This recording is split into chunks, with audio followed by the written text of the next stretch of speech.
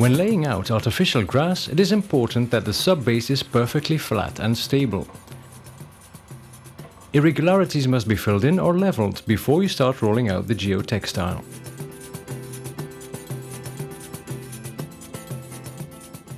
A geotextile cover is rolled out on top of the soil layer. The geotextile makes sure the pressure is distributed evenly across the pitch and protects the back of the artificial grass carpet. Sometimes a shock pad is placed underneath the artificial grass surface. Its purpose is to increase the pitch's shock absorption capability and minimize the infill. Here the shock pad substitutes for the geotextile. The rolls are rolled out lengthwise across the pitch. Use an iron bar or tool to guide the roll and position it properly. At regular intervals, a piece of tape is stuck to the shock pad to keep it firmly in position. Make sure the seams are joined properly. When placing a roll, this procedure is repeated over and over again. Once the shock pad has been rolled out across the entire pitch, the overlapping pieces are cut off at the edges, and the artificial grass can be rolled out.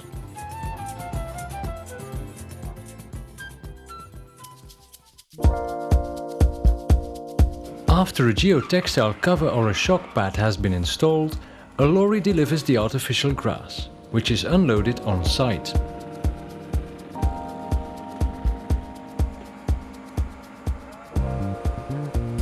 Then the rolls are taken to the pitch and placed next to each other.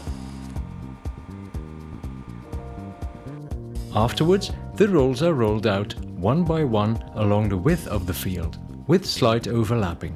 The procedure follows the laying plan designed by Domo Sports and Leisure Grass. The artificial grass is placed in the correct position and the folds pulled out. Make sure the seams join properly.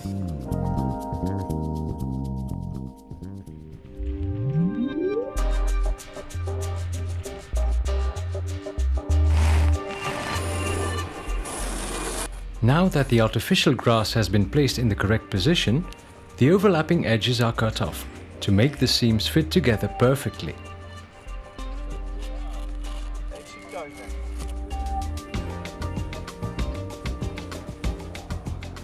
Then the artificial grass cover is pulled up at both sides, in preparation of gluing.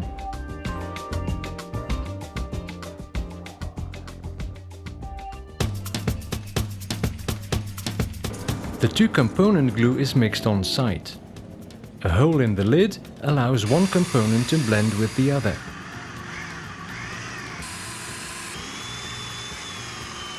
Next, the glue is put onto a tape that is laid down across the width of the field, in between the artificial grass. Once the tape is in the right position, the sides of the artificial grass cover can be pulled back.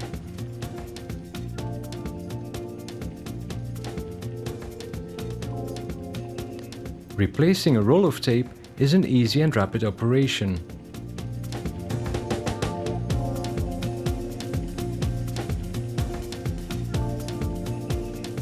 An appropriate tool will be used to ensure a perfect gluing edge to edge.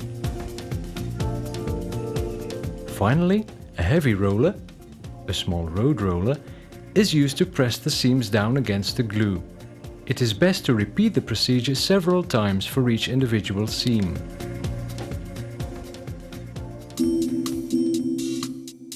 After the carpet has been jointed, the insertion of the lines has to be done.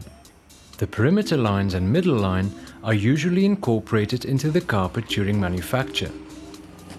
Using a tool with a double blade, all other lines, such as central circles, rectangles around the goals, corners, etc., have to be cut into and pasted onto the carpet.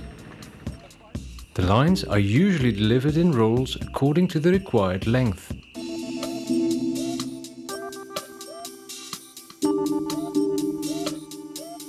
The inlaid line will be jointed to the surface, following the same principle as the one used for the carpet.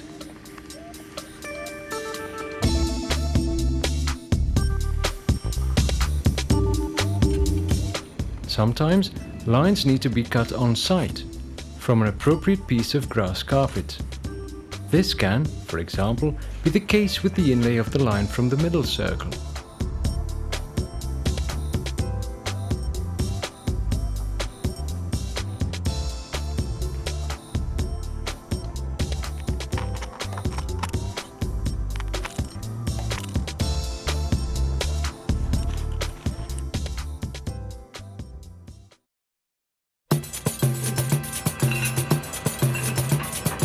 The last phase when installing an artificial grass pitch is filling in the sand and rubber.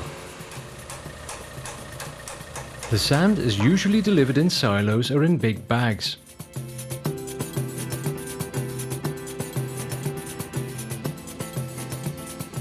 A larger quantity of sand is filled at the beginning of the pitch in order to keep good stability when driving with the sand machine.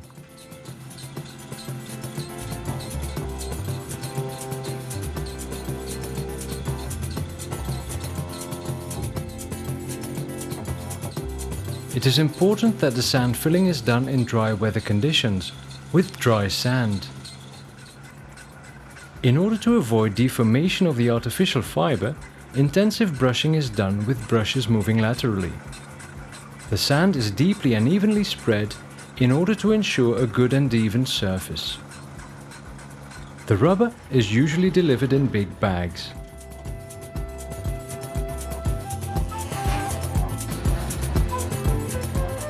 The filling with rubber granules will be done in several layers. While filling in the rubber, the surface needs to be brushed in order for the rubber granules to be evenly spread. Now the pitch is ready. Time to enjoy!